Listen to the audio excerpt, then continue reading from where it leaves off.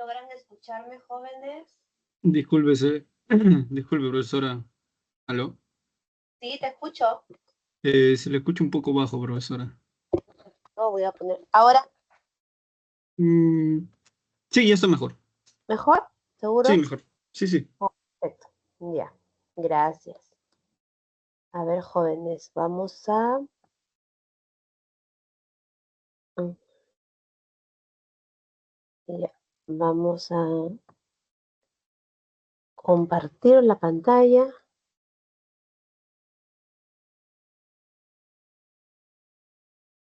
A ver, jóvenes, esta semana hemos revisado, han tenido en clase este, la semana número 8, ¿verdad? Las consultas para el día de hoy estarían dirigidas en ese sentido, a no ser pues que tengan alguna otra inquietud, alguna otra, otras consultas. Si nos da el tiempo, de repente lo podemos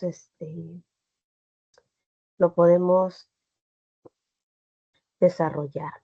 A ver, ¿alguna, alguna, alguna consulta en particular sobre esta semana? ¿O les parece si hacemos un repaso, un resumen? Sí, ¿Cómo por prefieren? favor, estaría bien un pequeño resumen de la clase, por favor. Ya, la semana número 8, ¿bien? Sí, Ustedes cuentan con la separata. Voy a abrir en este instante la presentación que nos dan para la semana número 8. Un ratito. Y bueno, vamos a tratar de resolver las consultas. A ver, esta semana, perdón, voy a compartir la pantalla. Vamos a ayudarnos con, a ver, estamos. Andrea, creo que solamente estás tú. Vamos sí, profesor. sí, Sí, solo perfecto. estoy yo. André y nuestro tutor. Ujú. Bien. A ver, de repente el tutor también nos quiere hacer una consulta académica. Claro. Bueno, vamos a ver. Quiero compartir una ventanita donde está el PPT de la semana 8. Bien, ahí logras observar, ¿verdad? Sí, ¿Observas se ve. la... Sí, se ve, sí, Perfecto. se ve. Bien.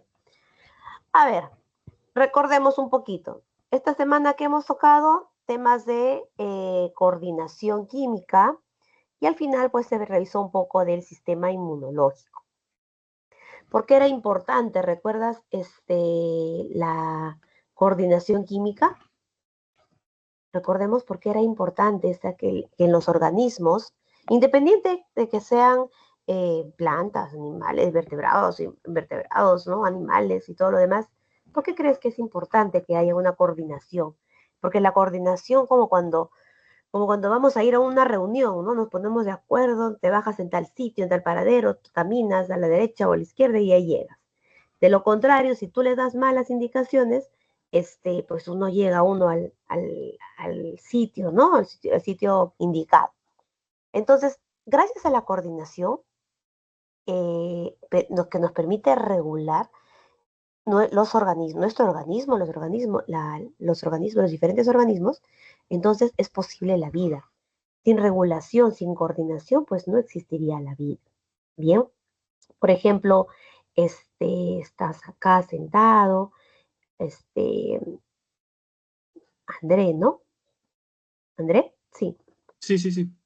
A ver, André está sentado, seguramente ya almorzaste, tú no estás preocupado, a ver, diciendo de que, ay, de repente hay mucha glucosa en mi sangre, voy a ver si secreto más glucagón, menos insulina, más insulina, nada de eso estamos pensando, ¿no? Porque esta regulación se hace de manera autónoma, nosotros no participamos en ello. O de repente estás ahí pensando, uy, voy a dilatar más mis pupilas para ver mejor estos gráficos que están un poco borrosos. No, Todo eso está regulándose de manera autónoma. Bien, entonces, también teniendo eso en cuenta, vamos a recordar de que existe la coordinación química, pues tanto en vegetales como en animales. En vegetales, recordemos de que eh, las, las hormonas se denominaban fitohormonas u hormonas vegetales. ¿Recuerdas alguna característica en especial de estas fitohormonas? ¿Recuerdas algo, André, de las hormonas, las fitohormonas en comparación con las hormonas vegetales? Había una diferencia clave. Eh, que tenían sustancias químicas.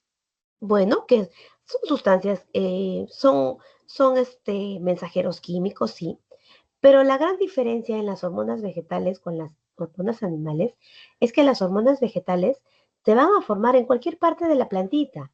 Y la función que van a ejercer, lo van a ejercer en cualquier parte, no tienen una función dirigida, cumplen diferentes funciones, tienen diferentes objetivos, mientras que las hormonas animales se forman en sitios específicos, en órganos endocrinos, ¿bien?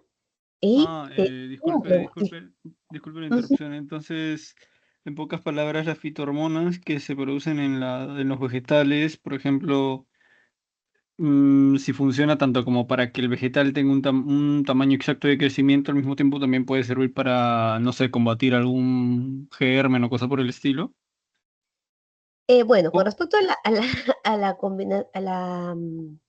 cuando nos referimos a que mira, nos referimos a eso, a esto de las fitohormonas, quiere decir de que se pueden formar de repente. A ver, vamos a por acá a ver si te.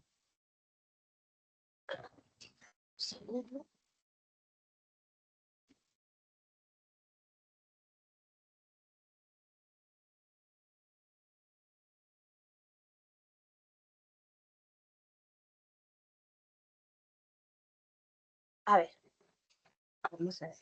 Siempre trato de poner este grafiquito para ver si lo podemos comprender mejor. ujú. Mira, si acá tenemos un arbolito, creo que de acá me puedo copiar el arbolito para no estar dibujándolo. Y vamos a copiarnos este arbolito de acá. A ver, vamos a ponerlo por acá y vamos a recortarlo. Entonces, cuando me refiero a esto, acá está la plantita, ¿cierto? Entonces, la plantita, la fitohormona o la hormona vegetal, vamos a suponer que sea esta de acá. Va, esta bebecita. A ver, la tenemos por acá, que sea esta recurrente que se forma acá. Bien, esta fitohormona puede ejercer su acción, bien, en cualquier parte de la plantita. Puede ejercer su acción de repente en un tejido que puede ser triangulito, puede ejercer su acción en otro tejido que puede ser, a ver, triangulito, esto de acá que no se me parece, y hay otro, un cuadradito, ¿no? Entonces, la función de esta fitohormona que está a ver, vamos a cambiarle de color acá. A ver, color, función. Esto que está acá, de repente, esta acción, esta fitohormona, lo puede llevar a cabo en este sitio o también lo puede llevar a cabo en este cuadradito, en este otro tejido, en este otro. Bien, no son específicos. La acción lo puede ejercer de repente en la hoja, en el tallo, en la raíz, incluso en el fruto. Bien, se puede elaborar. En mi dibujito le estoy colocando que ese círculo moradito se está formando más o menos en la parte superior del tallo. De repente se puede formar en la parte inferior o se puede formar más abajito, ¿no? Entre las hojas y el tallo. A eso nos referimos cuando decimos de que las fitohormonas no son específicas y se pueden generar, se pueden producir en cualquier parte, en cualquier zona de la plantilla. ¿Queda clara la idea? Sí, entendí, discúlpeme. Perfecto. Mientras que en los animales, entonces, ¿te acuerdas de los animales qué es lo que sucedía? En los animales sucedía algo totalmente diferente. Nosotros, ¿qué es lo Cada, cada hormona tenía su utilidad, ¿no? Específica, y se formaba, claro, se formaba en en lugares órganos diferentes. específicos. O sea, solamente se forman en órganos específicos. Bien, no se formaban por ejemplo, o se formaban en la pituitaria, o se forman en el timo, o se forman en los ovarios.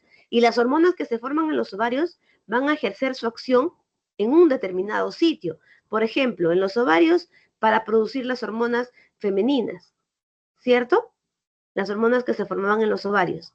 Las Ajá. hormonas que se formaban en los testículos eran tanto para producir espermatozoides como para producir la hormona masculina. ¿Bien? Entonces, se forman estas hormonas masculinas, perdón, las hormonas animales se forman en una, uy, se movió.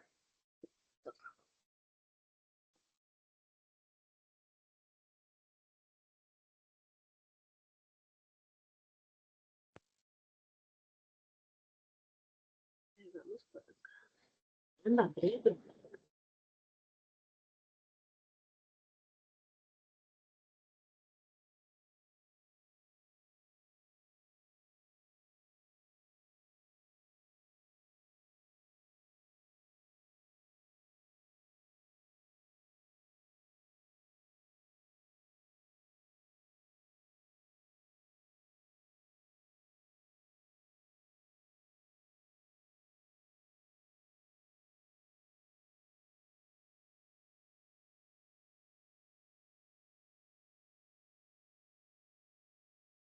Sí, creo que ya se actualizó esto.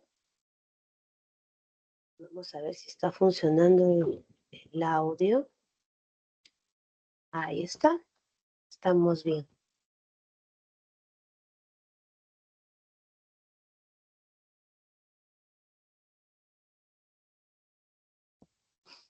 Bien. Entonces, está por ahí también. Entró alguien más. Está Edgar. Bienvenido, Edgar.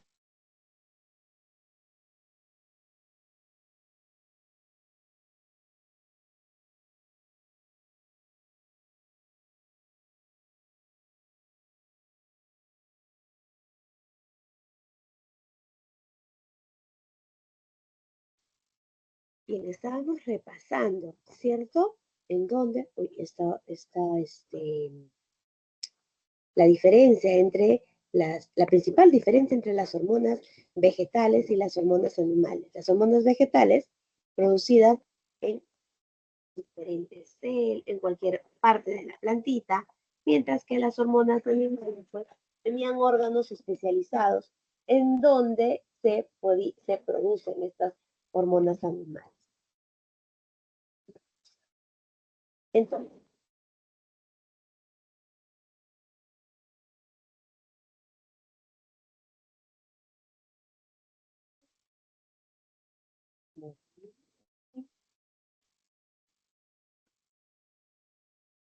estamos acá.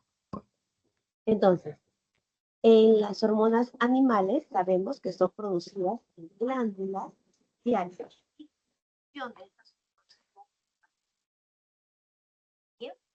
ya sabemos el grupo de fitohormonas u hormonas vegetales, había un grupo de auxinas, que eran hormonas que pertenecían al grupo de las hormonas estimuladoras, ¿no? Y que estimulaban algo. Eh, ese grupo de las hormonitas estimulaban algo, bien, otras toxinas se encontraban en el ápice de los tallos, en el ápice de la parte más externa del tallo y externa de la raíz. A ver, jóvenes, si les digo que este grupo de las toxinas, el representante es el ácido indolacético, bien, él es el representante. Cuando les digo representante, no quiere decir que el grupo de las toxinas solamente tenga un miembro. Quiere decir que vamos a hablar de este como representante. ¿Bien? Entonces, si yo les digo que está en el ápice de la parte más lejana del tallo y la parte más lejana de la raíz, ¿con qué tipo de meristemo lo podríamos relacionar? A ver, André, ¿quién está por ahí? Edgar. ¿Con qué meristemo? ¿Qué tipo de meristemo está en las partes más externas? ¿Recordamos? El meristemo apical. ¿Qué permitía el meristemo apical en las plantitas? ¿No? ¿Me están escuchando? Sí, sino que no me acuerdo, disculpe. Ya, no se preocupe, para eso estamos. A ver, ¿qué tipo de meristemo es el meristemo apical? Bien, ¿y qué es lo que está generando ese meristemo? Pues el crecimiento longitudinal de la plantita. Crece hacia arriba o crece hacia abajo.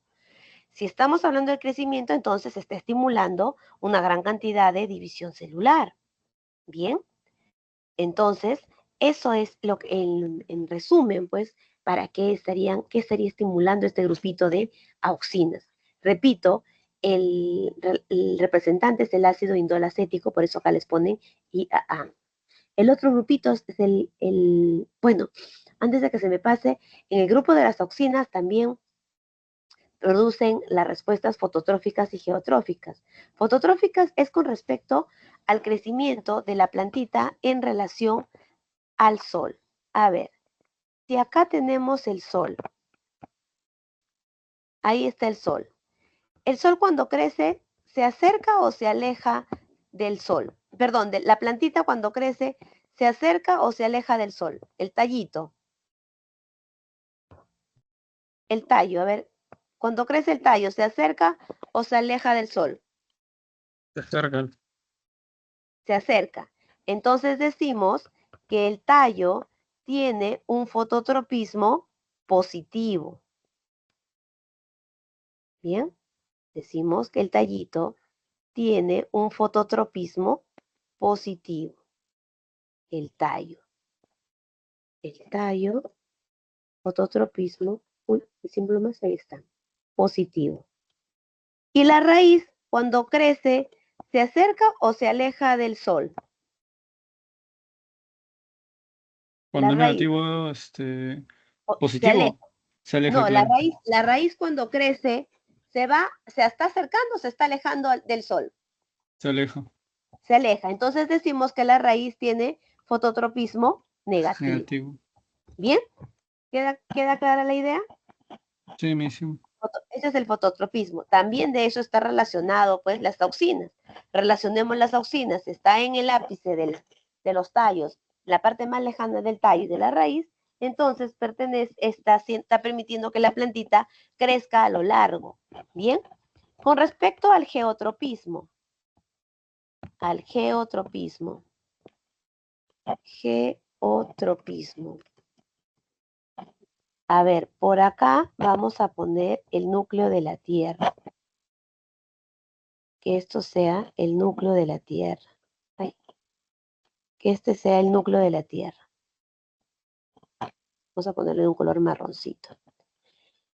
Con respecto al geotropismo, el tallo, cuando crece, ¿se acerca o se aleja del núcleo de la Tierra? En los tallitos, cuando están creciendo, ¿se acercan o se alejan del núcleo de la Tierra? Se acercan. El tallito, cuando crece, ¿no crece hacia arriba o crece hacia abajo? El tallo. Crece hacia arriba, hacia arriba. ¿Y se está acercando o se está alejando del núcleo de la Tierra? Se está alejando. Entonces, el tallo tiene geotropismo negativo. La raíz cuando crece, ¿se acerca o se aleja del núcleo de la Tierra? Se La acerca, se raíz acerca. se acerca. Entonces, ¿qué fototropismo tendría? Geotropismo Positivo. positivo. ¿Bien? ¿Comprendemos la idea? Sí, ¿Queda mismo. clara la idea? Fíjate, el fototropismo tiene que ver si cuando crece la plantita, el tallo se acerca o se acerca, fototropismo positivo. Y la raíz cuando crece se aleja del sol, entonces fototropismo negativo. Con respecto al geotropismo pasa lo contrario. El tallito se aleja cuando crece, por eso decimos que tiene geotropismo negativo, y la raicita cuando crece se va acercando. Por eso decimos que tiene geotropismo positivo. Todo eso se encarga pues las auxinas. Por eso acá les han puesto, produce respuestas fototróficas y geotróficas. Participa en la diferenciación de tejidos conductores entre el floema y el xilema. Estimula la formación de las estacas. Estas seguramente no sé si han visto ver en algunas plantitas que tengan en casa. El tallito crece, crece y a veces toca un poquito de tierra y empiezan a enraizarse esos pedacitos de tallo. Bien, esas pequeñas raicillas, ahí están participando las auxinas. Bien, el otro grupito brevemente son las giberelinas, relacionadas con el ácido giberélico. Este sí 100% se encarga del crecimiento longitudinal de la plantita. Bien, estimula la formación de hojas, la floración cuando pasa de yemita a flor, la germinación de la semilla. Bien, y las citocinas estimulan una gran cantidad de mitosis. Cuando hablamos de la división celular, las citocinas están participando directamente con trabajan directamente este, con las auxinas. Bien, estas, estas citocinas trabajan en conjunto con las auxinas, promueven la división celular en presencia de auxinas y previenen la senescencia. Recordemos qué es la senescencia. Recordamos qué es la senescencia. Es la caída de hojas, de flores, de frutas. En pocas palabras, ¿qué cosa es? El envejecimiento de la planta. ¿Quién previene esta senescencia? Son las citocininas. Bien. Luego había otro grupito de fitohormonas que se las conoce como principalmente inhibidoras, inhiben algo. Bien, ahí tenemos el ácido abscísico, inhibe la acción de las giberelinas y estimula el letargo y la senescencia. Entonces, el ácido abscísico que está estimulando, pues, el envejecimiento de la planta. Bien, inhibe también síntesis de RNA y es el agente causal del cierre de los estomas cuando hay sequías. ¿Por qué creen que se cierran los estomas?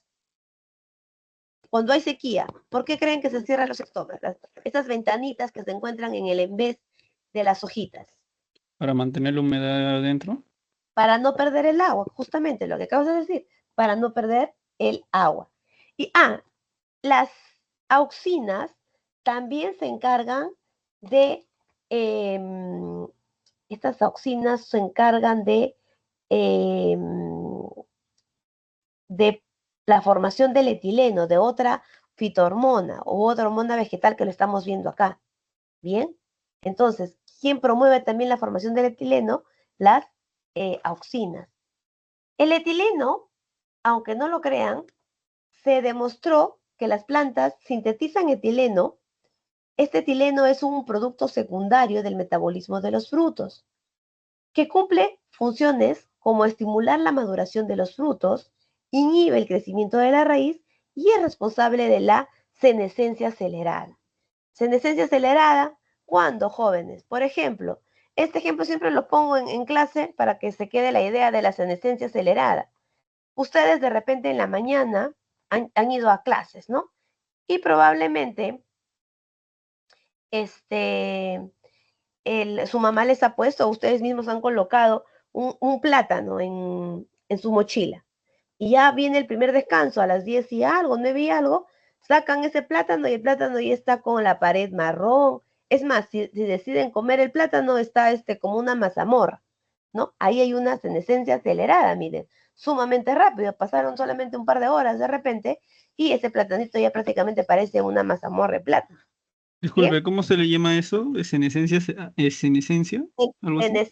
Senescencia acelerada. En esencia. Senescencia, aquí De está. en esencia. Acá está, mira. Ah, ya. Senescencia. Ah, Senescencia. ya. Senescencia. Ya, muchísimas Senescencia es gracias. el envejecimiento Ujú. natural, de forma natural de las plantas. Bien. Esa es la senescencia, la caída de flores, hojas y frutos. Esa es la senescencia.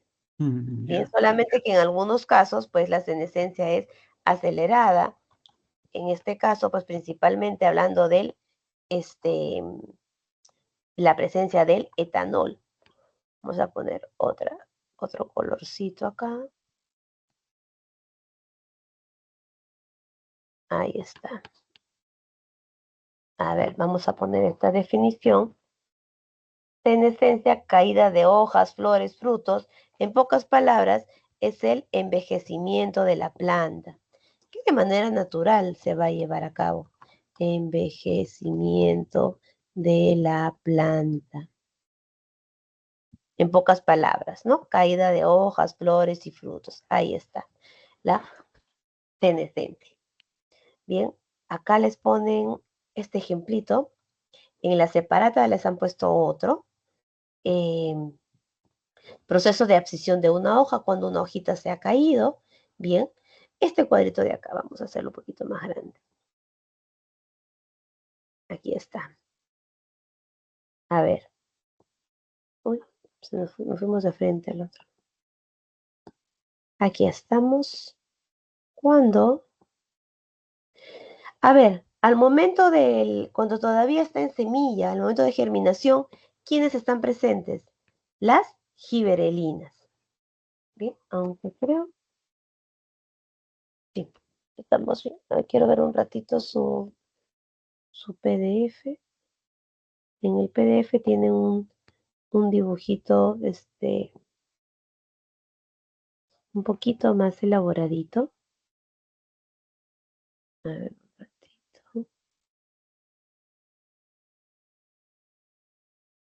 un ratito. Aquí está. Eh, Windows es.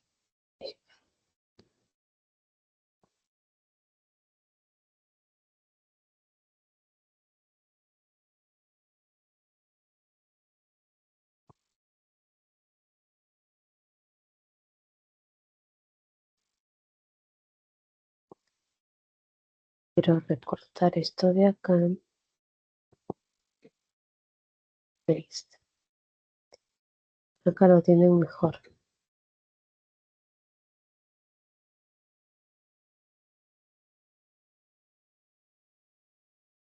Bien.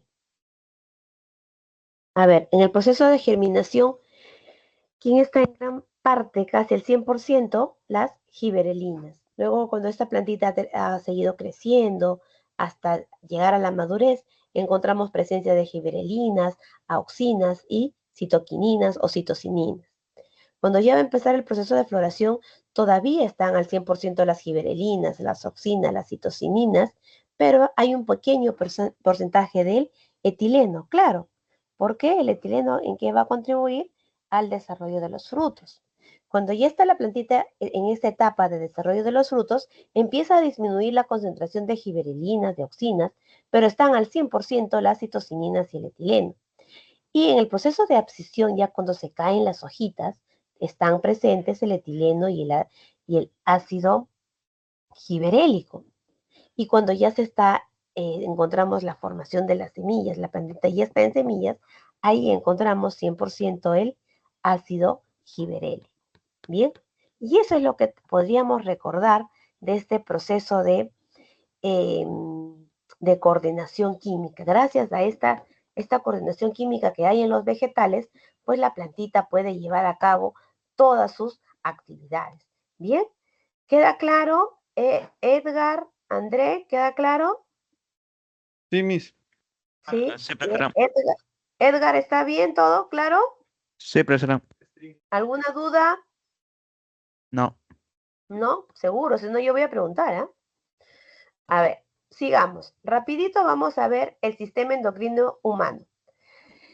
Si una de las principales características de las hormonas vegetales, era que se formaban en cualquier sitio y su acción era en diferentes lugares, En el sistema humano, en la coordinación química, ya nosotros contamos con un sistema endocrino para ello. Bien, nosotros ya tenemos un sistema endocrino. ¿Por qué no podemos hablar de un sistema endocrino en las plantas?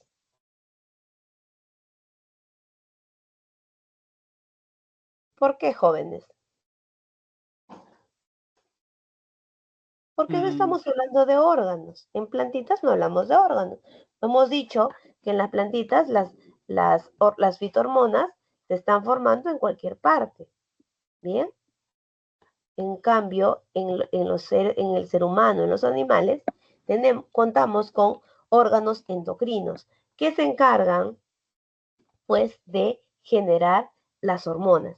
Y estas hormonas tienen un detalle importante, que las hormonas van a ejercer su acción, van a ejercer su efecto en órganos o tejidos específicos, en órganos o tejidos específicos o que se les denomina células target o diana. Ojo con el término diana, no quiere decir que las células o los tejidos tengan nombres. Diana es por hacia quién va dirigido. Bien, es como cuando ustedes van, les dicen, oye, búscame a tu hermana en esta reunión.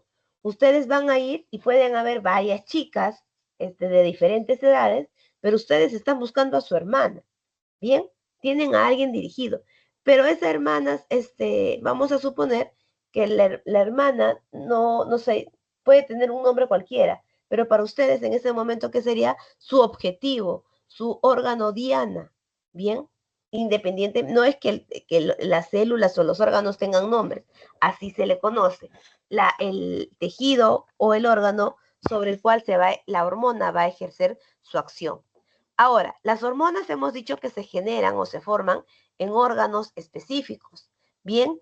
Pero para que lleguen a su destino, a ejercer su acción, porque las hormonas son mensajeros químicos, están llevando algo, ¿bien? Viajan a través de la sangre. Y después de eso, pues llegan al destino, ¿bien? No se olviden, las hormonas viajan a través de la sangre. Aquí viene algo también interesante, que es la naturaleza química de las hormonas. En clase seguramente han visto la naturaleza química de las hormonas. Contamos con dos tipos de hormonas, ¿recuerdan? ¿Recordamos, jóvenes? Hormonas de naturaleza esteroidea, ¿bien?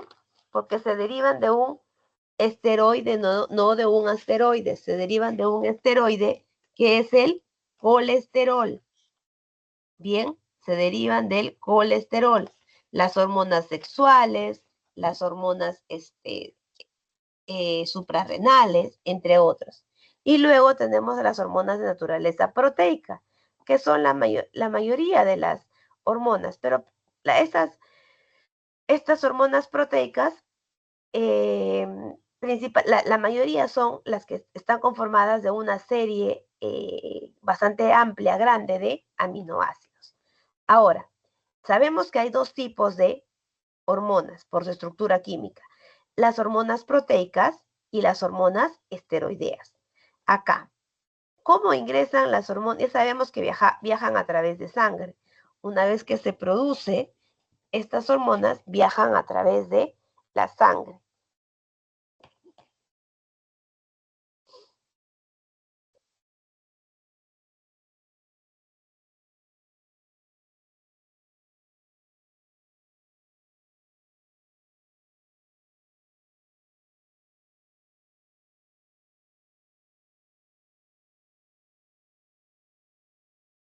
Bien, entonces,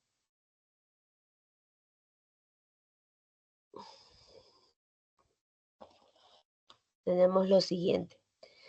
Miren, a ver, tenemos acá, esto que está en moradito es la hormona proteica. Esto que está en un color verde oscuro es el receptor. Pregunta, jóvenes, ¿el receptor en dónde está? ¿Al interior o al exterior de esta célula? Este es el receptor. Está ¿En al dónde está? interior. La Está al célula es interior. esto. Ujú. Esto es la célula. Esta es la membrana. Entonces, ¿en dónde está? ¿En el interior o en el exterior? Exterior. En el exterior, muy bien. Entonces, el receptor de la hormona de naturaleza proteica, bueno, no son una, son varias. La mayoría de las hormonas son de naturaleza proteica. Ese receptor está en el exterior. Cuando, miren, inmediatamente pegadito a ese receptor hay un adenilato ciclasa. ¿Por qué? Una vez que se une la hormona proteica, se une al receptor, inmediatamente se forma, ¿qué cosa? AMP cíclico. El AMP cíclico es el segundo mensajero. Si el AMP cíclico es el segundo mensajero y este es el que se dirige al núcleo de la célula, va a ejercer su acción en el ADN. El ADN, ¿qué es lo que va a transcribir? ARN. El ARN sale del núcleo, se realiza la síntesis de proteínas y bueno, y ahí continúa, ¿no? Y se dirige a donde tiene que dirigirse, pues la célula va a tener que cumplir esa función, pero el mensaje lo está llevando el segundo mensajero, que es el AMP cíclico. ¿Quién es el primer mensajero? La hormona proteica. ¿Bien? ¿Queda claro la acción cómo son los receptores, cómo ingresa la hormona proteica a la célula? Sí, Miss. Ya. Vamos con el ingreso de las hormonas esteroideas. La hormona esteroidea es este triangulito. Y miren, el receptor es esto de acá. ¿En dónde está el receptor de la hormona proteica? ¿Al interior o al exterior? Interior. Interior. Parece que por la naturaleza, la fosfolipídica de esta membrana, esta hormona esteroidea ingresa directo. En el interior se forma este complejo, hormona receptor. Bien, y como este complejo hormona receptor se va, lleva la información al ADN, hace que se exprese, que se que se transcriba, ¿qué cosa? El ARN, y ya saben que la molécula de la expresión es el ARN, y bueno, se produzca pues al final ese ARN sale, según el ribosoma, al ARN de transferencia, y sale pues ya la proteína. Bien. Entonces, no pueden olvidarse en dónde se encuentran los receptores de estas, dependiendo del tipo de hormona de la que estamos hablando. Bien, ¿recuerdan qué se forma qué tipo de qué hormonas se forman en el hipotálamo? Hipotalámicas. Las hormonas hipotalámicas. A ver, ¿y cuáles serían esas hormonas hipotalámicas? En el hipotálamo, Neuronas, ¿no? no, las neuronas son células. Acá estamos Perdón. hablando de hormonas. Bien, en el hipotálamo se forma la oxitocina y la hormona antidiurética. Bien, esas hormonas se forman acá. Ustedes lo tienen. En el hipotálamo se van a formar estas hormonas, la oxitocina y la hormona antidiurética. Esto que está acá abajo es la hipófisis. Bien, la hipófisis la vamos a dividir en dos. La hipófisis posterior o neurohipófisis y la hipófisis anterior o adenohipófisis. Entonces, la oxitocina y la vasopresina que se han formado en el hipotálamo se almacenan momentáneamente en el lóbulo posterior de la hipófisis, ¿bien? O neurohipófisis. La ADH es la hormona que va a los riñoncitos y realiza la absorción del agua. Y esa agua pues lo lleva a la sangre. La oxitocina participa en el momento del parto en la contracción del útero para que nazca el bebito. Y también la oxitocina participa en la eyección de la leche en las glándulas mamarias.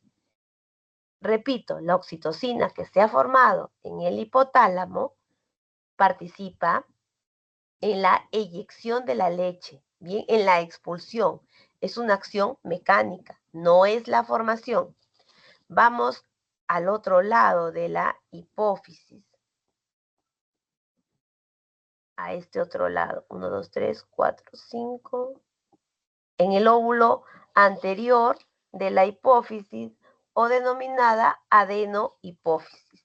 Bien, a ver, por acá tenemos, para que no se nos vaya la idea, por acá está la prolactina, bien, que se forma en este lado de la hipófisis. La prolactina. La prolactina sí se encarga de la formación de la leche en las glándulas mamarias. Bien, ella sí se encarga de que se produzca la leche en las glándulas mamarias. Vamos a cambiar de colores. Ahí está. Esa es la oxitocina. ¿A dónde va? A las glándulas mamarias y le dice, ¿sabes qué? Tienes que formar leche. La prolactina. La otra hormona, tenemos la hormona estimulante de la tiroides, la tirotropina, la TSH.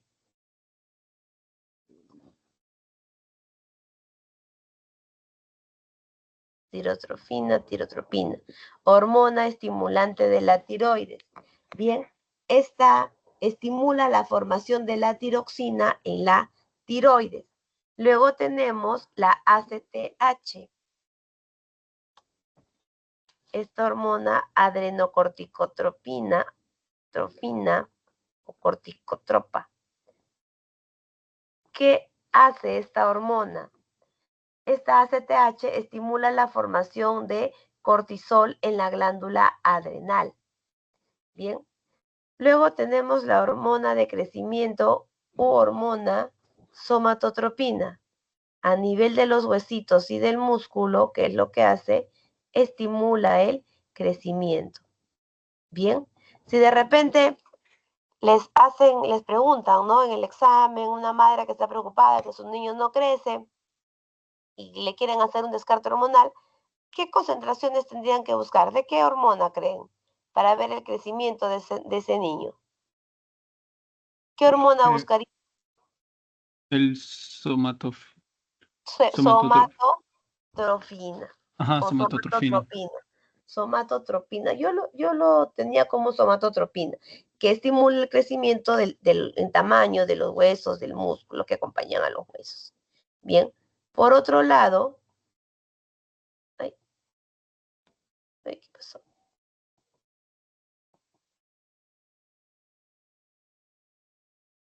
A ver, por otro lado tenemos, aquí está. Tenemos la hormona folículo estimulante. La hormona folículo estimulante, vamos a verlo primero. Esta hormona folículo estimulante, como su nombre lo indica, estimula el desarrollo de folículos ováricos. Estimula también la formación de estrógenos, que son la hormona femenina, y estimula la formación de los espermatozoides en los tubos seminíferos. Y por último tenemos la hormona luteinizante, esta de acá, la LH. Actúan en ambos, en el ovario y en los testículos. La hormona luteinizante estimula la formación de testosterona en los testículos y la formación de la progesterona, que es una hormona femenina. Bien. Y también la hormona luteinizante induce el proceso de ovulación. Bien, jóvenes, y hasta ahí tenemos pues esta gran cantidad de hormonas que miren solamente en dónde se ha formado, en esta parte, en este lóbulo anterior de la hipófisis. Bien, ¿queda claro el repaso? Sí, me ¿Todo queda bien? claro. Sí, queda claro todo. Ya, qué bueno. Entonces continuamos. A ver, la glándula pineal o epífisis. Bien, esta glándula pineal o epífisis ¿De qué se encarga? ¿Qué se encarga de producir? La melatonina. Bien, esta melatonina pues que está regulada por la presencia de la luz. Bien, regula los ciclos estacionales, regula la vigilia, el sueño. Bien, esta glándula pineal se encuentra en la cara posterior del tálamo. Secreta un aminoácido modificado, la melatonina. La melatonina es el triptófano modificado. Regula el sueño y la vigilia. La melatonina en los últimos años, ¿qué hacemos? Compramos en forma de gomitas. Bien. Regula también los ciclos circadianos del hombre y de los animales. ¿Tienen una idea de lo que es un ciclo circadiano? No tiene que ver con el circo, por si acaso. A ver, nosotros como especie, como Homo sapiens sapiens, estamos más activos de día o de noche. De día.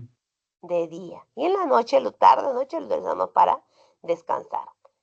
Por ahí en casa, de repente alguno de ustedes tiene la suerte de tener un gato, un felino. En el día el felino duerme, pero duerme. Y en la noche el gatito se despierta, empieza a hacer escándalo, se pelea, juega de aquí para allá. Su ciclo circadiano es totalmente diferente al de nosotros. Bien, entonces puede regular también esta melatonina el inicio de la pubertad y la adaptación a las estaciones. Bien, eso es la melatonina, la glándula pineal que secreta melatonina. Luego tenemos la glándula tiroides. La glándula tiroides que se encuentra en el cuello, cerca a la laringe, produce dos hormonas, la tiroxina y la calcitonina. La tiroxina es responsable del metabolismo, entonces estimula el metabolismo. Todo lo que pasa en nuestro organismo, la glucólisis, el ciclo de Krebs, la respiración celular, absolutamente todo es ¿de qué es responsable? ¿Quién es responsable de todo ello? Pues la tiroxina. ¿Cuándo se estimula la secreción de esta hormona? Cuando estamos a una exposición de un frío severo, cuando ahí estamos frente a un estrés emocional o en presencia del hambre. Bien, para que se dé la tiroxina, para que se forme la tiroxina, en nuestra dieta nosotros tenemos que consumir una sustancia, un químico que es importante, que es el yodo.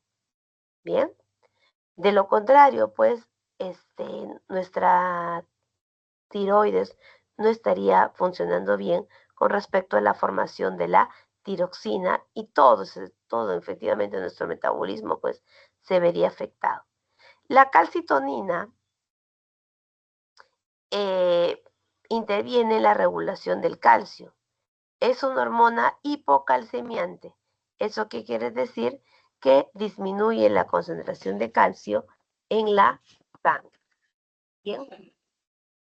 Hay algunas anormalidades que se presentan por la alteración en la secreción de la tiroxina. Por ejemplo, el hipotiroidismo. El hipotiroidismo, hipo que significa menos. La tiroides funciona poco. Si la tiroides funciona poco, va a generar más cantidad o menos cantidad de tiroxina. ¿Menos?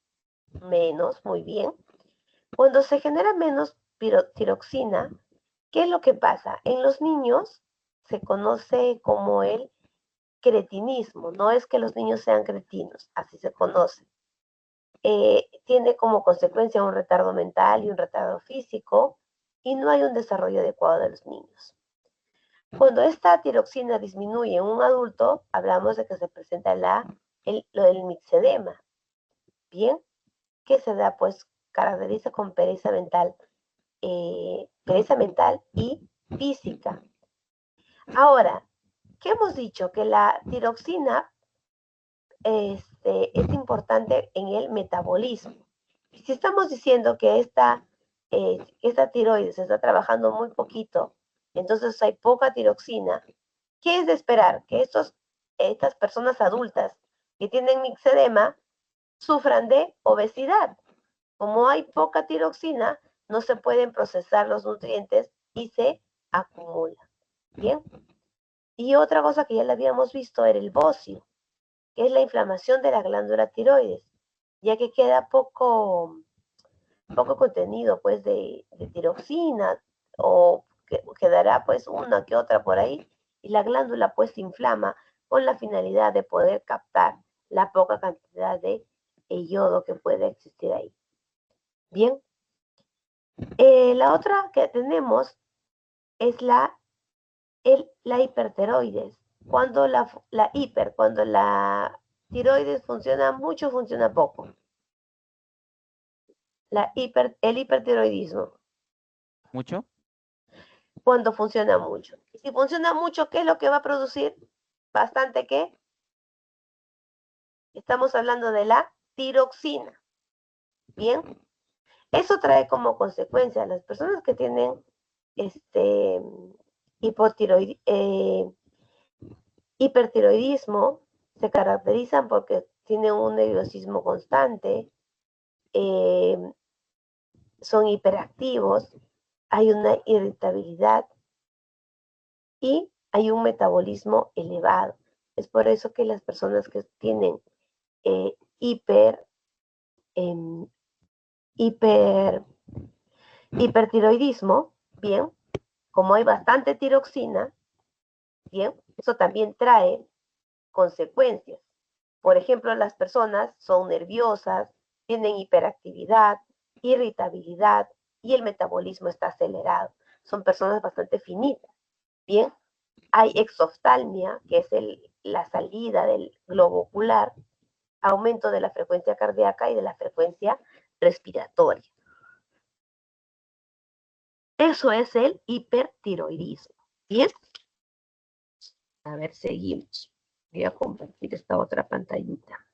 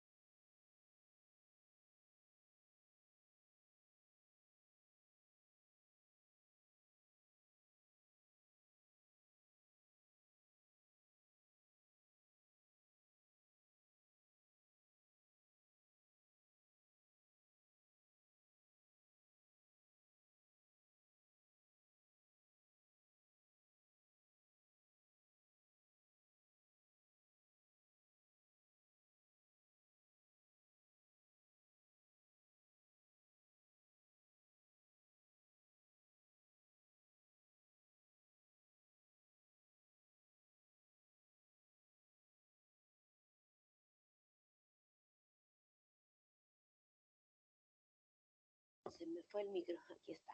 Entonces, esas son eh, algunas situaciones que se presentan pues cuando la tiroides no está funcionando adecuadamente. Bien. Luego tenemos la glándula paratiroides. La glándula paratiroides secreta ¿qué hormona? La paratormona. La paratormona mantiene los niveles adecuados de calcio en sangre. Es una hormona hipercalcimiante, aumenta la concentración de calcio en sangre. Bien, si nosotros de repente consumimos una gran cantidad o en nuestros alimentos consumimos leche, queso, huevos, que son ricos en calcio, entonces, ¿quién lleva ese calcio? Lo lleva hacia el torrente sanguíneo, la paratormona, bien, la PTH. Pero ese calcio no puede estar todo el tiempo en la sangre, tiene que llegar pues a las células musculares, a las células nerviosas, llevando el calcio. ¿Quién saca el calcio de la sangre y lo lleva hacia las células? ¿Quién era la hormona hipocalcemiante. ¿Se acuerdan? Por aquí había.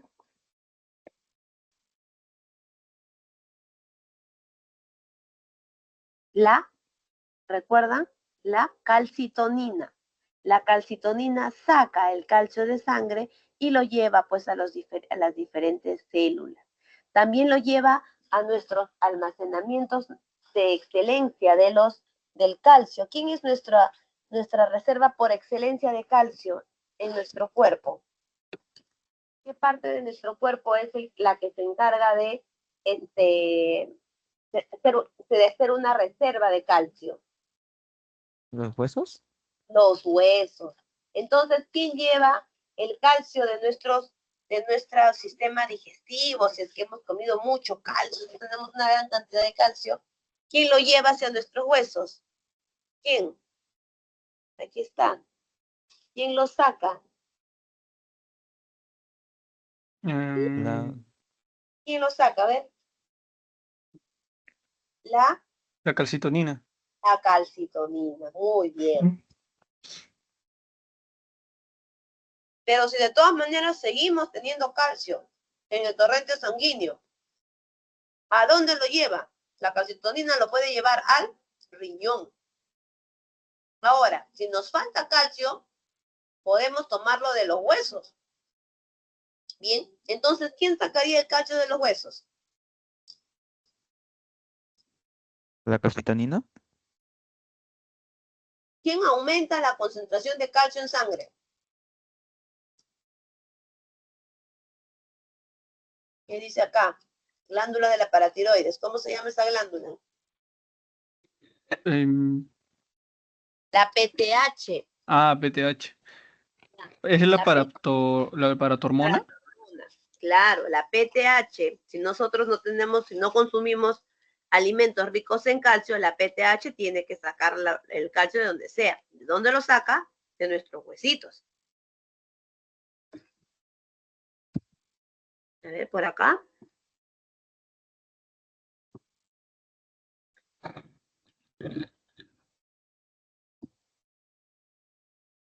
Se fue. Acá está. La PTH hace que se aumenten los niveles de calcio en la sangre. ¿Bien? Si no lo saca de los huesitos, también lo puede sacar del riñoncito. Uy, se me hizo un chiquito.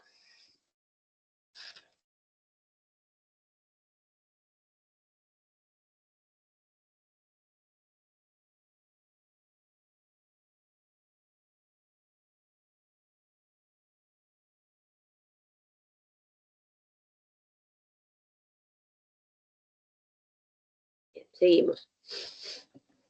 La otra glándula, el timo.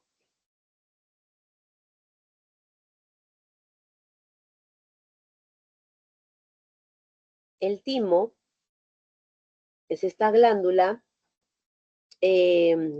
endocrina que forma la hormona proteica timosina. La función principal de la timosina es estimular la maduración de los linfocitos T. ¿Bien?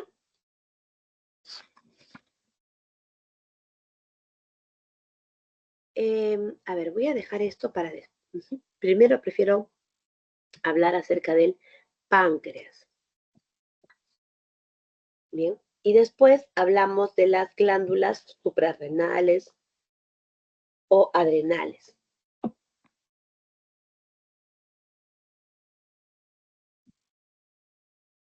ver, tenemos el páncreas. El páncreas se encarga de sintetizar hormonas sumamente importantes. Bien.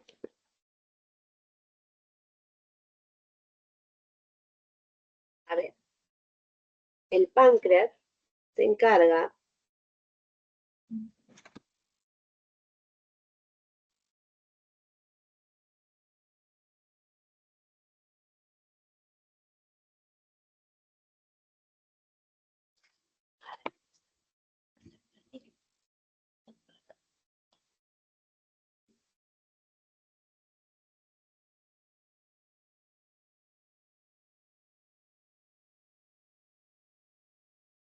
El páncreas es los islotes del Langerhans, que son la parte endocrina del páncreas, forman la insulina y el glucagón. ¿Por qué la parte, recuerdan jóvenes, por qué estamos hablando de la parte endocrina del páncreas? Cuando vimos el sistema digestivo, ¿no participaba el páncreas ahí? Recordando el sistema digestivo, ¿participaba o no participaba el páncreas? ¿En el sistema digestivo? Ajá.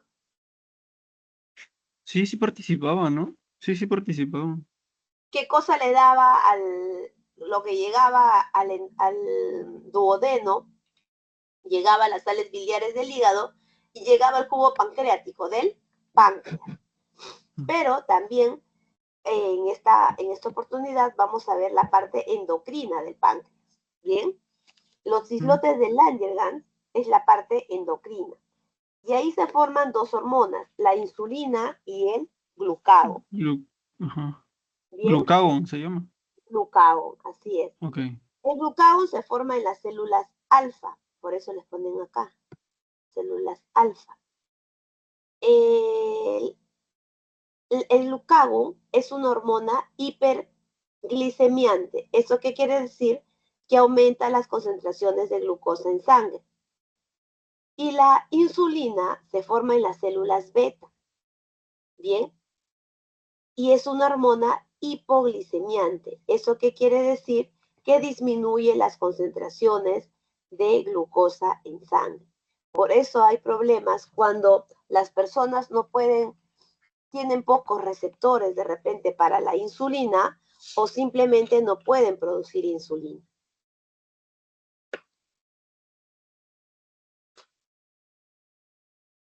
También están hablando de las células delta productoras de la somatostatina. La somatostatina regula la motilidad gástrica y la secreción endocrina intestinal. Bien, entonces, esas son las hormonas que se están formando en el páncreas. Ahora sí, vamos a la glándula adrenal o suprarrenal.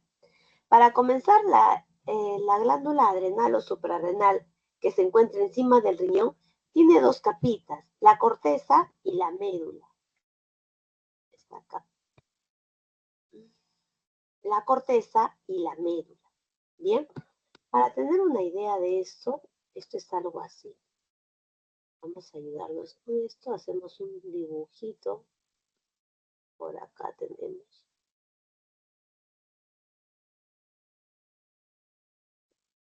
Entonces, aquí darle relleno.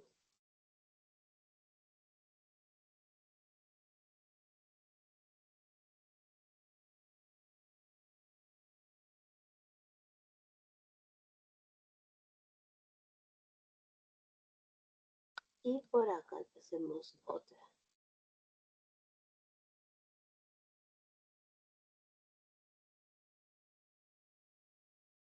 Ya está. Lo que está acá afuera es la corteza. Esto de acá es la corteza. Y lo que está acá adentro viene a ser la médula. Esta es la médula. Bien.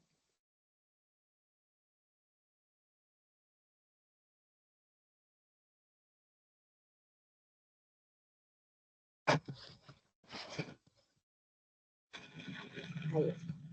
La corteza y la médula. Entonces, para ubicarnos acá, tenemos acá la corteza y la médula. En la corteza en las hormonas que se forman en la glándula adrenal, por ejemplo, tenemos la aldosterona, que se forma en la zona glomerular de la corteza y también se le dice mineral corticoide. Bien, porque absorbe el agua, los minerales como el sodio, el cloro, el bicarbonato del riñón. En la zona fascicular de la corteza encontramos que forma el cortisol. Es un glucocorticoide porque tiene que ver con el metabolismo de la glucosa. Actúa como el glucagón, es decir, aumenta las concentraciones de glucosa en sangre. Por consiguiente, es una hormona hiperglicemiante. En condiciones de estrés, el cortisol aumenta. Ahora, si por ahí encontramos un poco de glucosa en sangre y tenemos algo de insulina, entonces se va a empezar a unirse las moléculas de glucosa formándose el glucógeno. Bien, se forma el glucógeno a partir de moléculas de glucosa. Aparte que el cortisol es un analgésico e desinflamante natural, bien, frente a una caída, un golpe, sale el cortisol, es más, se suele inyectar corticoides, bien, el cortisol. Pero recuerden que, a ver, vamos a unir las ideas. Hay personas que están luchando contra su peso, pero constantemente están estresadas, el cortisol se les eleva y eso hace pues de que genere más glucosa en sangre. Y si por ahí hay insulina, pues agarra la glucosa y empieza a generar glucógeno. ¿Y eso cómo se expresa? Pues como un aumento de peso, porque ya saben que el glucógeno es nuestra reserva animal. Bien, en la corteza también se forman andrógenos y estrógenos en la zona reticular de la corteza. Los andrógenos forman el vello púbico y el vello axilar. Y los estrógenos, bueno, eso es principalmente en las señoritas, se encarga de la acumulación de la grasa, la redistribución de la grasa en las glándulas mamarias y en las caderas. Bien, y en la zona medular, en esta zona medular, solo se forma una hormona sumamente importante, que es la adrenalina. ¿Para qué nos prepara la adrenalina? ¿Alguno de ustedes tiene una idea? El día de su examen van a tener bastante adrenalina. Para el peligro y para accionar o también para huir, etcétera, etcétera. Claro, muy bien. Para eso nos prepara la adrenalina, para huir, para la acción. Bien, y lo hace regulando desde diferentes puntos. Bien, lo hace de repente aumentando la frecuencia cardíaca, aumentando la frecuencia respiratoria, dilatando los bronquios, dilatando las pilas. Eso es lo que hace pues la adrenalina en nuestro organismo. Bien, el páncreas ya lo vimos. También ya lo vimos. Sistema inmunológico. A ver, jóvenes, hasta acá, dudas, algo. Uy, No, mi todo normal. ¿sí? André, Sí, ¿todo profesora. bien? Sí, mi todo normal, Edgar, todo ¿sí, todo normal. bien? Sí, profesora. Bien. ¿Se me escucha? ¿Se me escucha? Sí, claro y fuerte. Ay, ok. Más bien a mí no sé cómo se me escucha. Se lo escucha bien, mi, no se preocupe. Ah, ya, qué bueno. Sigamos entonces.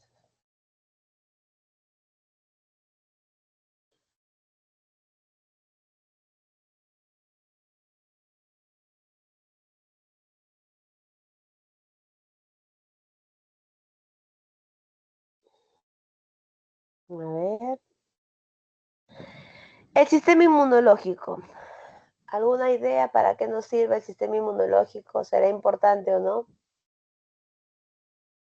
¿Qué opinan, chicos? Para Sí, es defendernos. importante. Sí, que es importante, claro, para defendernos. Ujú. ¿Defendernos de quién? De los patógenos. Pueden ser virales, bacterianos, parásitos.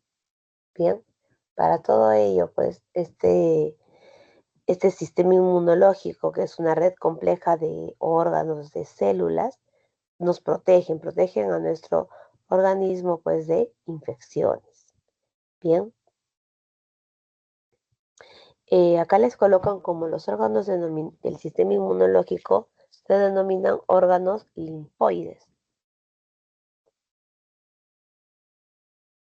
Ustedes ya vieron en, a ver, después del sistema, Circulación y transporte debe ser sistema linfático y órganos excretores. Ahí han tenido que ver los órganos linfáticos. Bien, entonces, este sistema inmunológico pues se encarga de generar la respuesta inmune, y la inmunología es el estudio, ¿no?, del reconocimiento de lo propio frente a lo extraño. A ver, quiero ver qué más les han colocado acá. Perfecto. Bien. A ver, tenemos. Uy.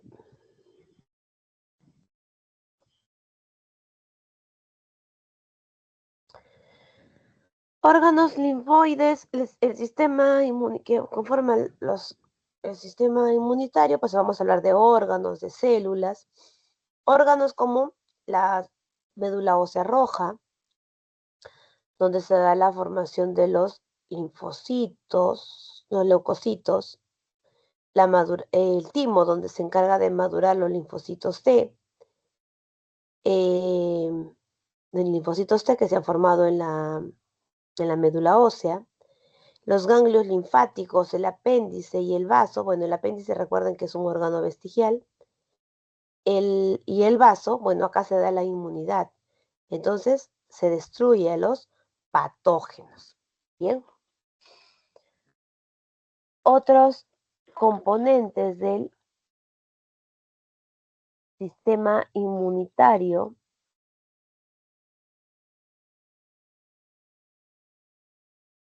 Tenemos a las células.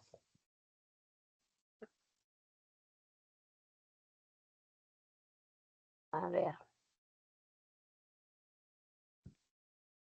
Tenemos a las células.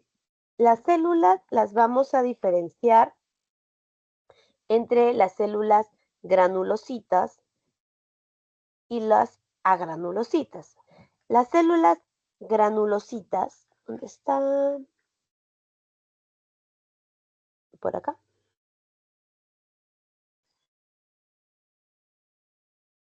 Acá está la célula hematopoyética. Acá está. Las células granulocitas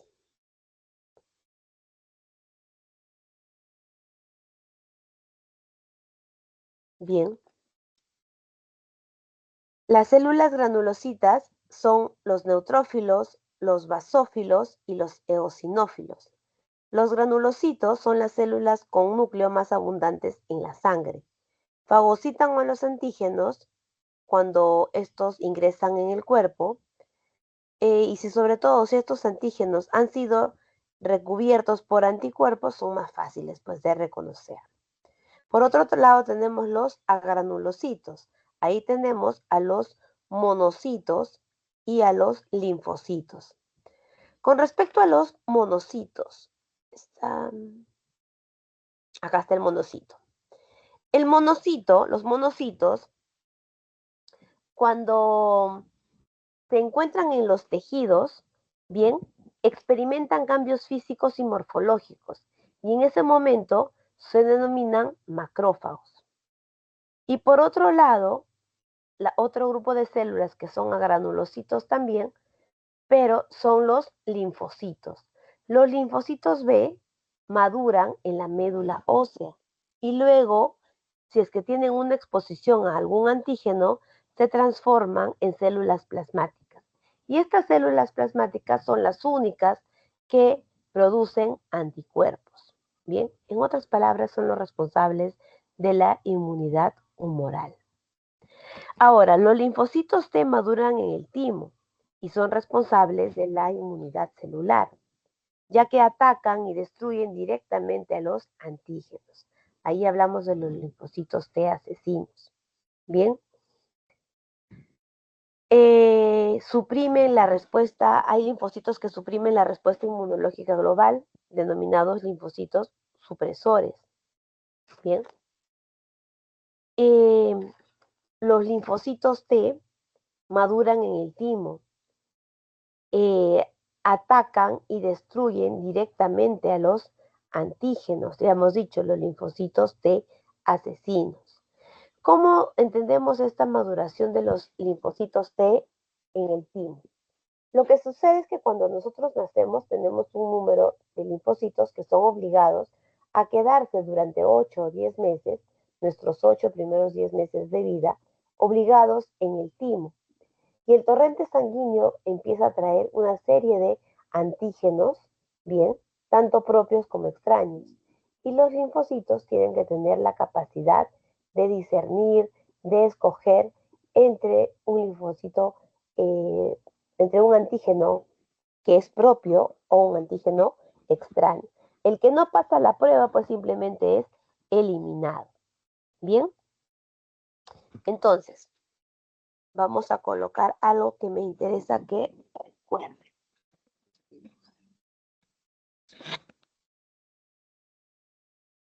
Es un poquito más chiquito.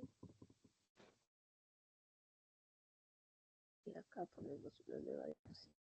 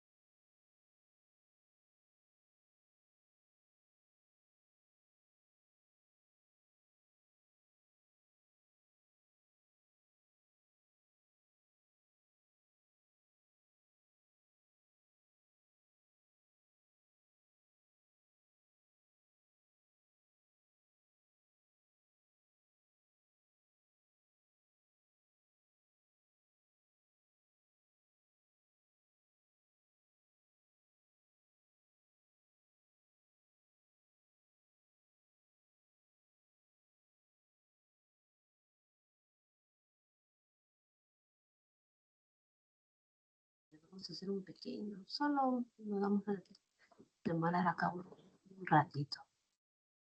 Ahí tenemos un patógeno que puede ser una bacteria, lo que sea. Y acá vamos a poner algo. Te lo voy a poner de color rojito. Bien.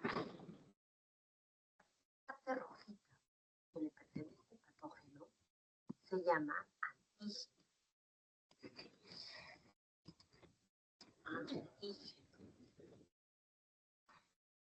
Repito, ¿a quién le pertenece el antígeno? Le pertenece al patógeno. ¿Bien? Este antígeno le pertenece al patógeno. Nosotros, ¿qué es lo que formamos frente a estos patógenos? Frente a estos antígenos, estos formamos lo que conocemos como anticuerpos. Bien. Acá nomás.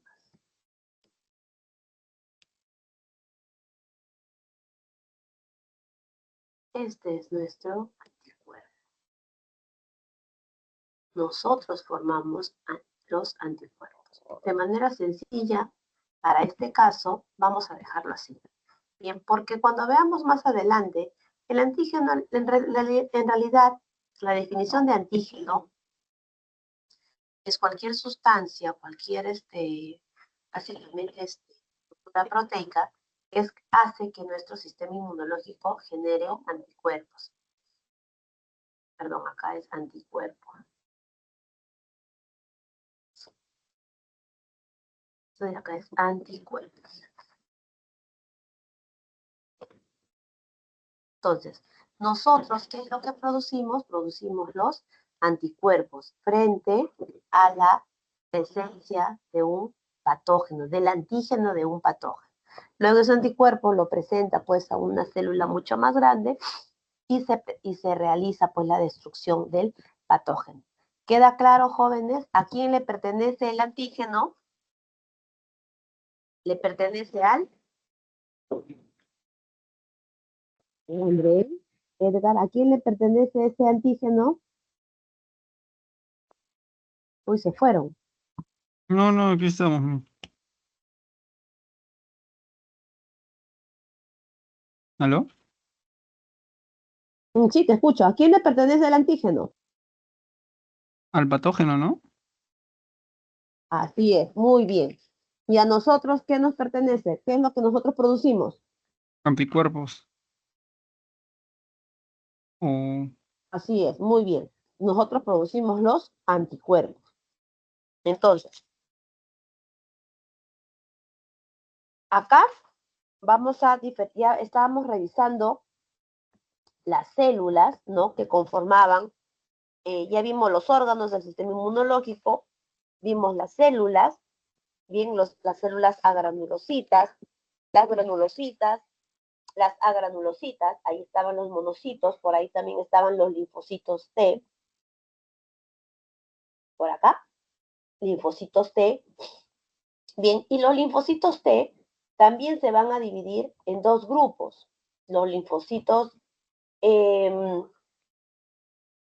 los linfocitos en general se van a dividir en linfocitos B y en linfocitos T.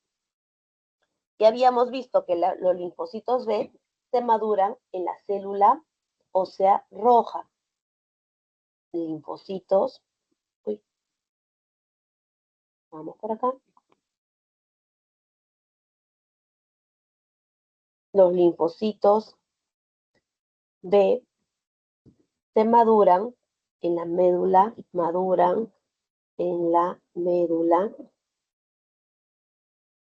ósea, en la médula ósea roja,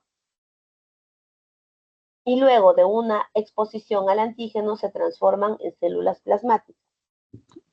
Se exponen a un antígeno, ya saben que el antígeno le pertenece al patógeno. Luego de exponerse al antígeno se transforman en células plasmáticas. Se transforman en células plasmáticas. Y oh sorpresa, estas células plasmáticas son las únicas que pueden producir anticuerpos. Producen anticuerpos. Bien.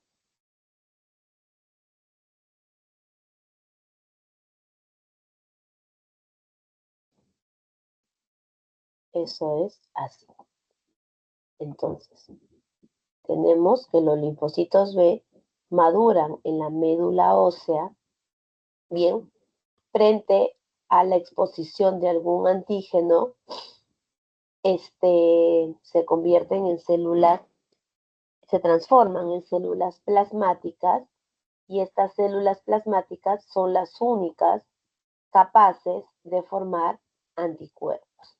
Bien. Uy.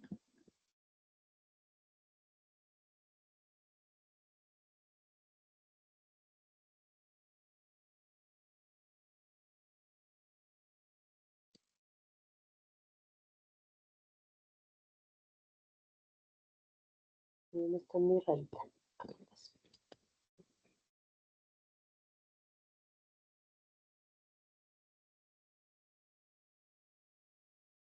Estas son las únicas de producir los anticuerpos. Estas células plasmáticas. Bien, por otro lado, tenemos los linfocitos T que maduran en el timo. Tenemos los linfocitos T. Linfocitos T que maduran en el timo. Bien, los linfocitos T maduran en el timo y vamos a hablar de dos tipos de linfocitos T. Los linfocitos T4, bueno, los linfocitos T ocupan el 70% del total de los linfocitos, ¿no? Es decir, hay más linfocitos T que B. Bien, tenemos los linfocitos T4. Linfocitos T4. Los linfocitos T4, o también denominados helper, bien, forman las citoquinas. Forman las citoquinas, que también son llamadas linfoquinas si se forman para dirigir la inmunidad. Y luego tenemos los linfocitos T8 o denominados citotóxicos. Estos linfocitos citotóxicos se encargan de destruir directamente a los patógenos. Bien, ahí tenemos entonces los dos tipos de linfocitos. Recuerden que estamos viendo las células agranulocitas como los monocitos y los linfocitos. Bien. Luego tenemos a las proteínas.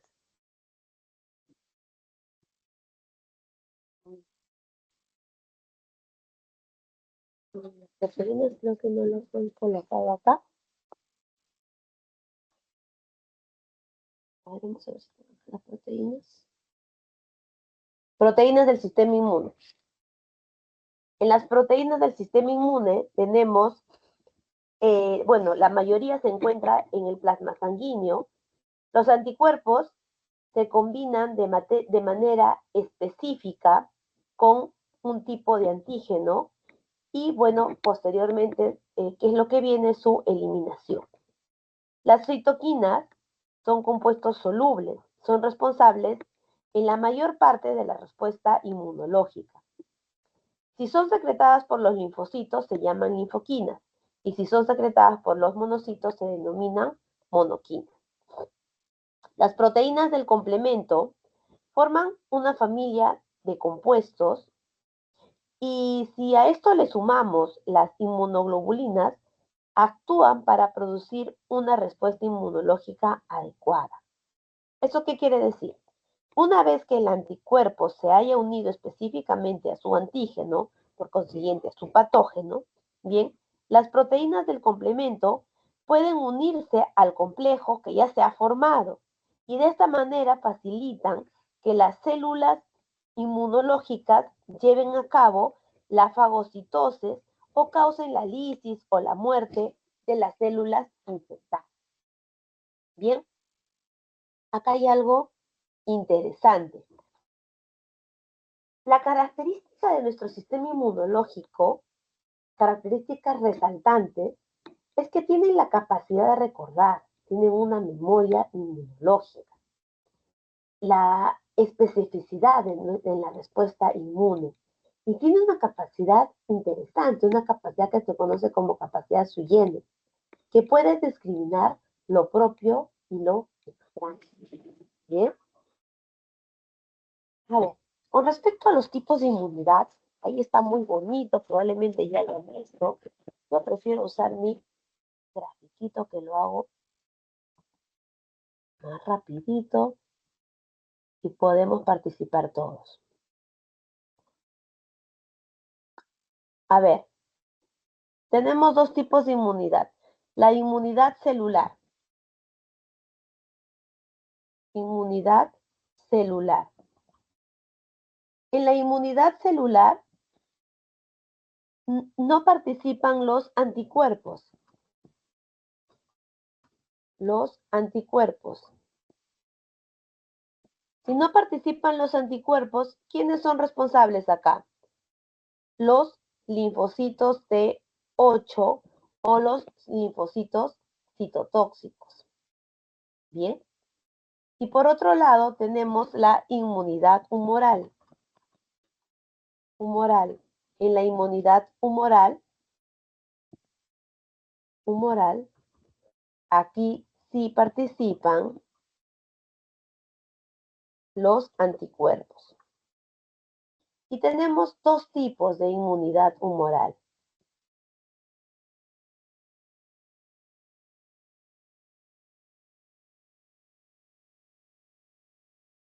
Uy, eso.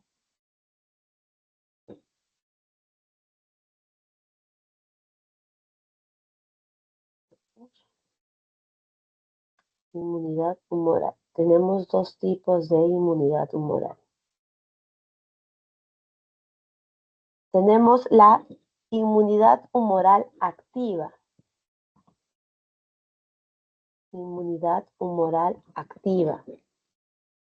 La inmunidad humoral activa es cuando la persona forma anticuerpos. La persona forma anticuerpos. ¿En qué momento formamos anticuerpos nosotros? ¿Cuándo formamos anticuerpos, jóvenes? De manera natural, ¿cuándo formamos anticuerpos? ¿Frente a qué? Cuando respondemos a qué. Ante los patógenos. Sí, ¿y cómo se llama eso? Respondemos a las infecciones. Infecciones, claro. Sí. De manera natural. Y de manera artificial. Con inyecciones, ¿no? Con las Con vacunas. las inyecciones, vacunas, Sí. Las vacunas. Frente a ello, nosotros generamos anticuerpos. Bien. Entonces, la inmunidad humoral activa es cuando la persona genera anticuerpos, ya sea de manera natural o de manera artificial.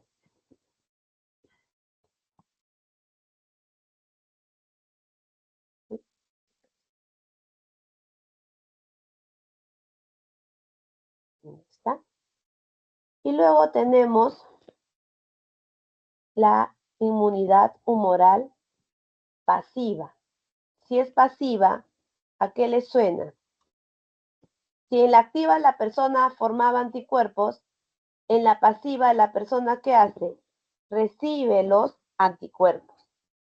Igual que en el caso anterior, también tenemos una inmunidad humoral pasiva natural.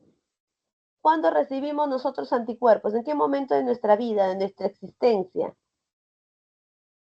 ¿Quién nos da nuestros anticuerpos? Los primeros anticuerpos que recibimos. ¿La madre? La madre, mediante la lactancia. Ahí nos pasa sus anticuerpos. Y la artificial, cuando nos inyectan antídotos. ¿Bien?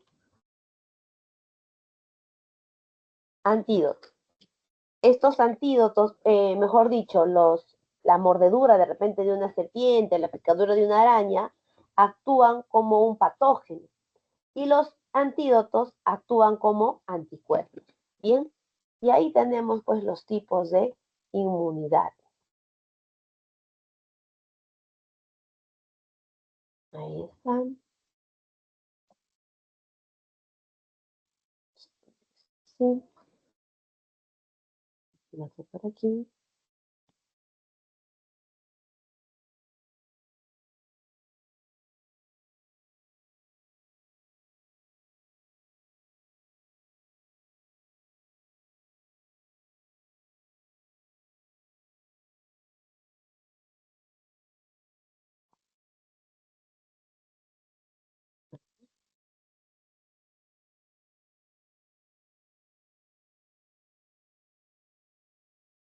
Ahí está.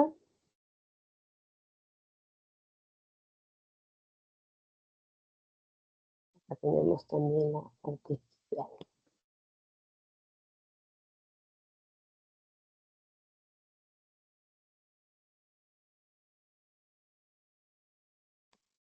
Ahí está.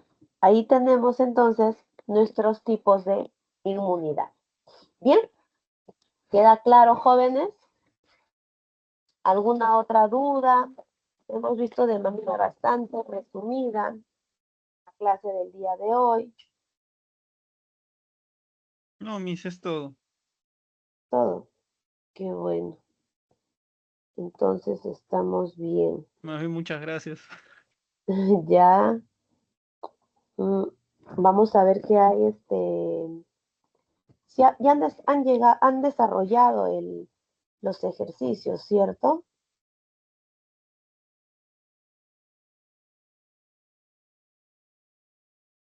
Sí, profesora.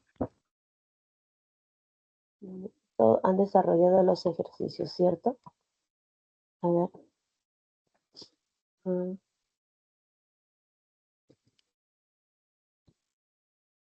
dame un ratito.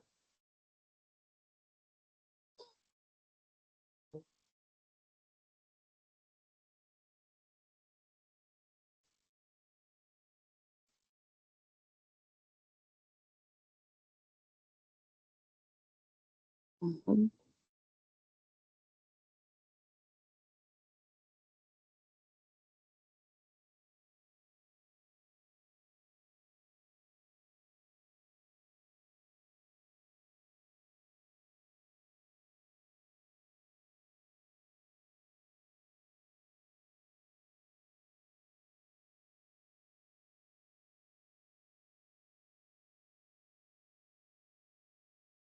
Ya, a ver. Ahorita comenzamos con ¿qué más? Tienen las respuestas del desarrollo de las clases, algo que les quede en duda, jóvenes, con respecto a la clase, eh, las glándulas, las funciones del sistema inmunitario, todo está claro. A ver, algo más eh, que podamos desarrollar en estos minutos que nos quedan. A ver.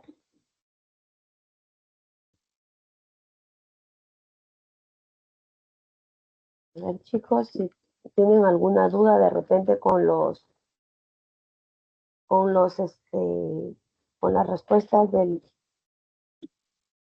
cuestionario,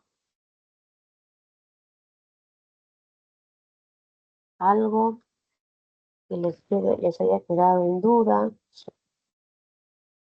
Miss, ¿podría resolverla, por favor, la 9? Ya vamos por la 30.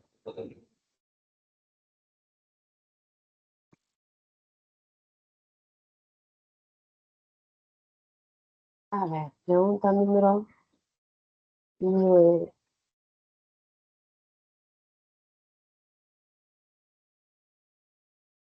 A ver, si las células alfa del páncreas, ¿verdad?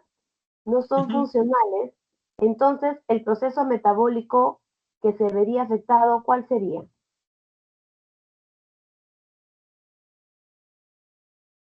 Vamos a ver qué voy a hacer. Le voy a tomar una foto a mi esquema que suelo hacerlo en la pizarra y se los voy a proyectar. ¿Dónde está? Páncreas. Ujú. Mm, listos.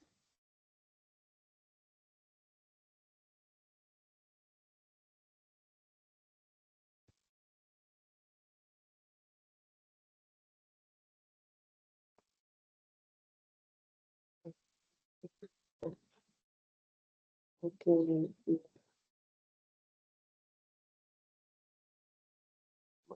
voy a quitarle, tomarle una fotito.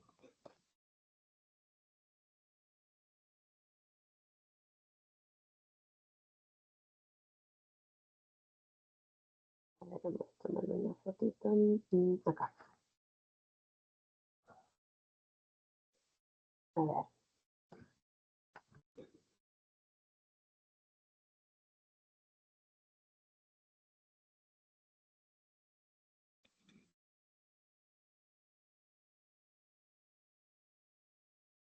Mm,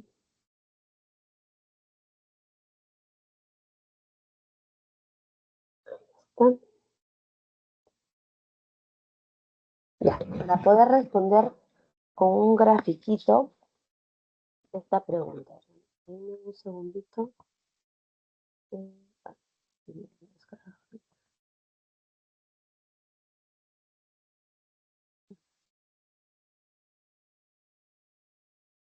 vamos a descargarlo.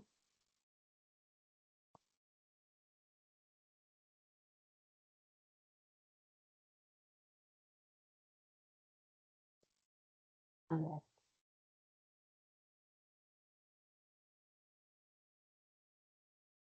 pregunta número 9.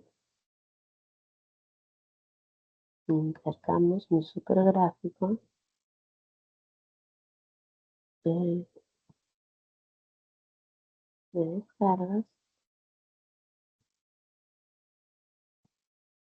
A ver, ahí está.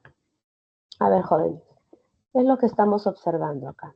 Mire, cuando nosotros consumimos, bien, consumimos nuestro alimento, recuerden que las glucosas se van a terminar de procesar acá, van a ser absorbidas.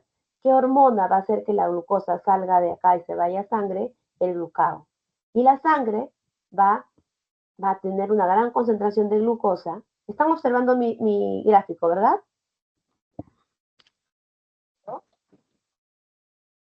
Hola.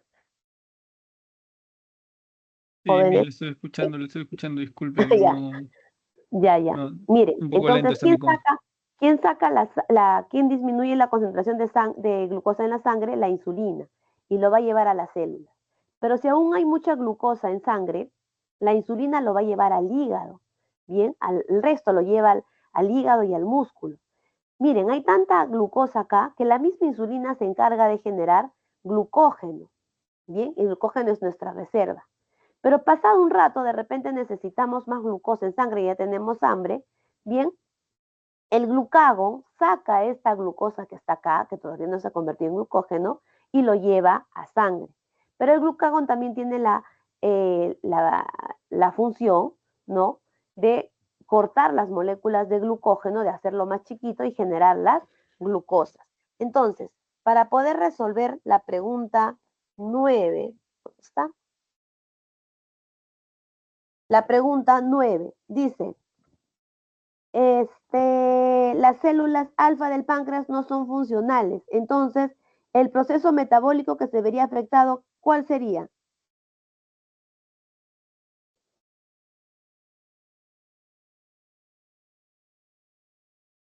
Cuando se degrada el glucógeno, ¿cómo se llama? Glucogenólisis. Bien, degradación del glucógeno ¿No es y la genera. es la glucogenólisis? Claro, mira, el glucagón, Ah, ya, glucógeno. ¿verdad? ¿No? Se Si descompone cortas en el glucógeno glucógeno, hepático, ¿no? cortas el glucógeno, lo conviertes en moléculas chiquitas, se forman glucosas y esas glucosas, el mismo glucagón lo lleva a la sangre. Ujú. Entonces, ¿cuál se vería afectado ahí? De todas las Glucogénesis. respuestas, la glucogenólisis. Bien, por eso la respuesta es la letra D. De. D de dedo, en la 9. Ujú. Sí, sí. ¿Queda claro? Sí, mi sí. Perfecto. Otra pregunta, lleve casero, ¿quién más? De hecho, esa era la única, al menos para mí, mi. ¿Ya alguien más? Mientras tanto, estoy resolviendo. ¿Alguien más? Ya las claves les han dado en clase.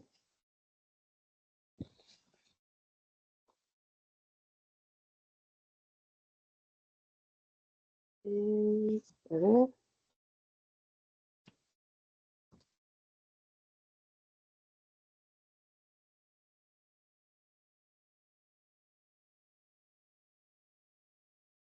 Creo que hasta ahí llegamos, ¿no, jóvenes?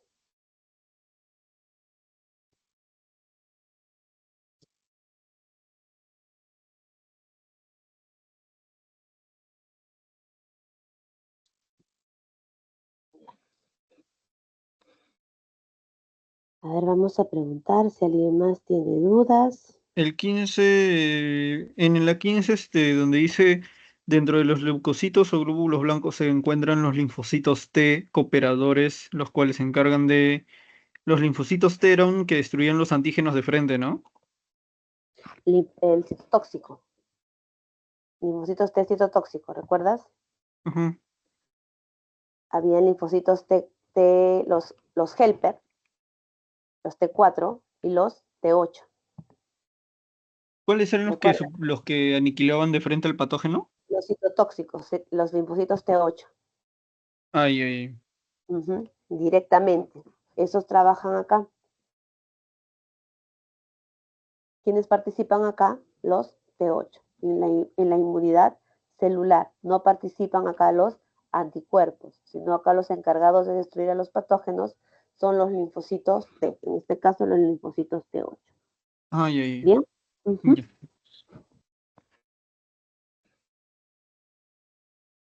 Muchas gracias, Miss. Gracias a ustedes. Ahora vamos a pasar lista. ¿Cómo están? A ver.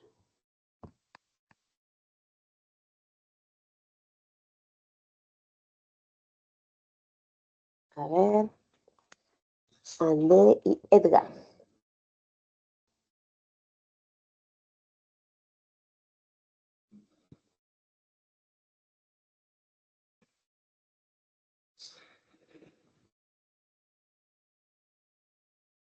Eso sería todo, ¿verdad? Tienen las claves, ¿cierto, jóvenes?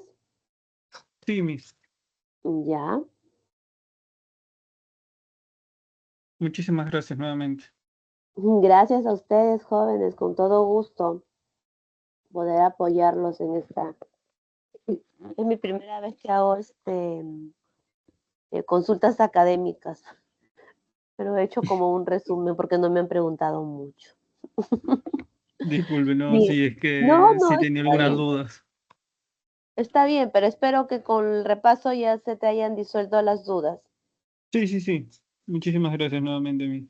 Gracias, chicos. Gracias a ustedes. Sigan leyendo. No se asusten, no tengan miedo. Bien.